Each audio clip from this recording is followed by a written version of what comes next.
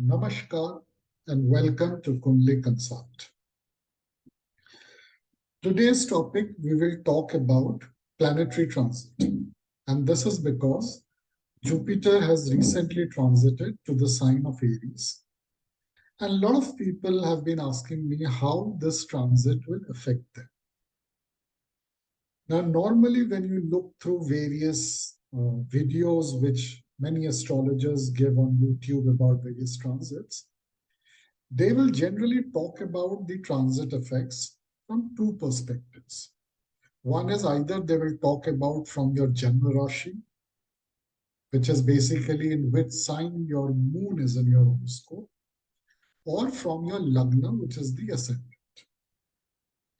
Nothing wrong with that, except that many people will say that, it has this prediction has worked for me, this prediction has partly worked for me, or this prediction has not worked. Because what they are telling you is a generalized effect, and how it will actually affect will depend on your horoscope. There is one more thing which I will explain, which is the feel that you get on a transit, which is sometimes you may be feeling good, you may not be feeling pressure of a particular transit, but at the end, the outcome may be pretty bad. Or it may be the other way around, that you may feel pressurized, but then you look back and say that, okay, whatever happened during this period, I may have been under pressure, but things have come out well. So how do you basically relate the transit of a planet to your actual horoscope? And today, my video is going to be on that. And for that, the first thing which is essential is that you must know your horoscope, the D1, where the planet which is making a transit in your natal chart, in your natal horoscope, where that planet is placed. That is the basis. Now, let me also tell you something before I start. Now, what happens when you're analyzing the transit from, say, your moon sign or from your sign? Moon is a sign, is a planet of your emotions. So when you are judging the transit from your moon, which is your Janma Rashi, what it is, the transit is actually telling you, or the results in this way of analysis is telling you, is that how you would feel during the transit. So for example, Jupiter has just transited to Aries. So if your Jupiter, this Aries, is a ninth, placed at ninth from your moon, then this transit of Jupiter will make you feel happy, feel good. But the outcome, I'm once again saying, the outcome may not be so good, but it would make you feel.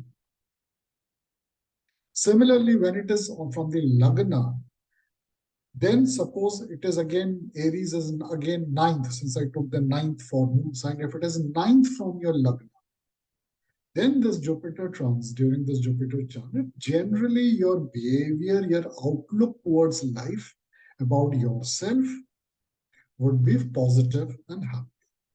And this is generally when you hear most of the YouTube videos on the transit are generally talk about. Today, but the method that I'm going to talk about, which will be from your horoscope and will fit into your horoscope, will be typically what is the final outcome. So let's take it this way. Wherever the planet is in your horoscope, whichever house, look from that house where this particular transit is. So if we are talking today about Jupiter transit into Aries, see where Jupiter is in your plan, in your horoscope, and how many houses or which house number from there Jupiter is making a transit. So I will give you an example. Suppose Jupiter is placed in, say, Virgo sign in your house, and Aries is 8th from Virgo, Virgo, where Jupiter is in your horoscope, is counted as 1, and you rotate and you find Aries is the 8th sign. So this way I will say Jupiter has moved to 8th house transit from your natal Jupiter. And therefore, whether you feel or good, bad, or your behavior towards life is good or bad, is, as I said, is from your maybe from your nakshatra or ascendant, but what is the final outcome is what I'm trying to tell. So if it is Virgo, Jupiter is placed in Virgo sign in your horoscope and it has moved to Aries, means this Jupiter is transiting 8th to itself from your horoscope. And therefore, the effect of this transit, the final outcome of this transit in your life would be of transformation. Transformation which Jupiter will give, which generally the process you will not like. But it will fundamentally change to try to change something which being eighth is not a very likable process. But since it is happening in Aries, it transforms or starts something new. So I will not tell you the general rule how to judge it, but before that, one more thing. Any planetary transit, so for this Jupiter also, if there is no connection to your dasha, antardasha, whether in Vikshotri or in Kal Chakra, or in Bhrigu Dasha, if you say, if there is no connection during of this planet which is making a transit, then it has minimum impact. So if you are not running the Dasha or Antardasha of Jupiter or Dasha Antardasha of say Pisces or Sagittarius, then probably the effect of this transit will be minimal. So effect is very prominent when you are running Dasha Antardasha of these planets or the houses wherein these planets are located in your horoscope. So now let's come to a general rule and you will see and I'll tell as I said with respect to Jupiter. So if Jupiter wherever is placed in your horoscope, if the transit is from there in 1, 5 or 9th house, that means the same house or the 5th from it or the 9th from it, the outcome will be a happy outcome. The outcome would be something which will turn out favorable in due course, if not immediately. It is the best transit that you can get, a planet moving on 5th or 9th from the position that it is in your horoscope actually, because it favors a positive result for you generally. I am ruling out any strong malefic effect on that house or on that particular transit planet, that is Jupiter in this case. So there's the first rule.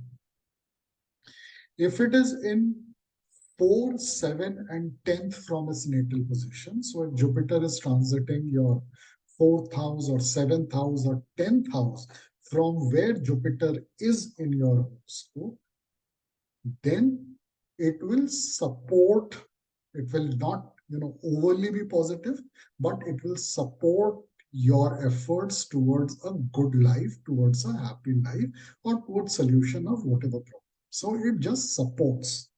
It does not give a very strong push on its own, but it supports your positive effects. If it is in 6, 8, or 12, then it creates a lot of challenges. And each of these houses have a different role.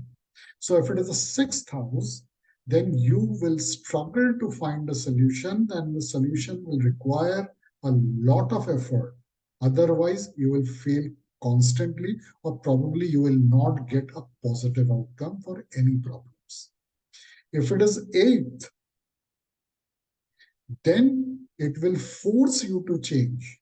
The outcome will change for something new to start in a different way. That problem will ultimately get sorted out and you will start on a new chapter, but it will be very transformative in a very difficult. And the last is the 12th, when the problem, you will just have to give it up and agree to whatever is coming your way. So this is Jupiter transit in your horoscope from the natal position if it is 6, 8, 12. So I've explained 1, 4, 5, 6, 7, 8, 9, 10, 12. Now let's look at the remaining, which is basically 2 and 11. If it is 2 and 11, then it helps you to accumulate resources. Now, resources may be in form of money, in form of education, in form of gold, whatever it may be. So this transit will help you to accumulate some of the resources for your future use.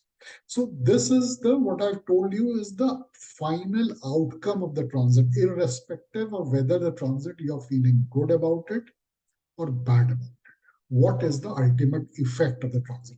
And I think this is the most important, because this is what a person should be concerned with.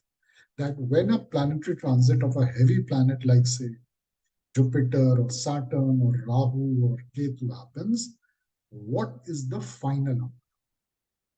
So now you can go look at your horoscope, see where Jupiter is placed in your horoscope, which house, then see from that house which is the house number which is it is transiting. And you can therefore make out whether the final outcome of this transit would be good, bad, or transformative, challenging, or it is just about to support your norm. I hope you have liked this video. Do subscribe to my channel to continuously get my video updates, and follow me on Telegram, where I give regular astrological updates, since in YouTube it is not possible to make videos almost every day or every. Thank you and namaskar.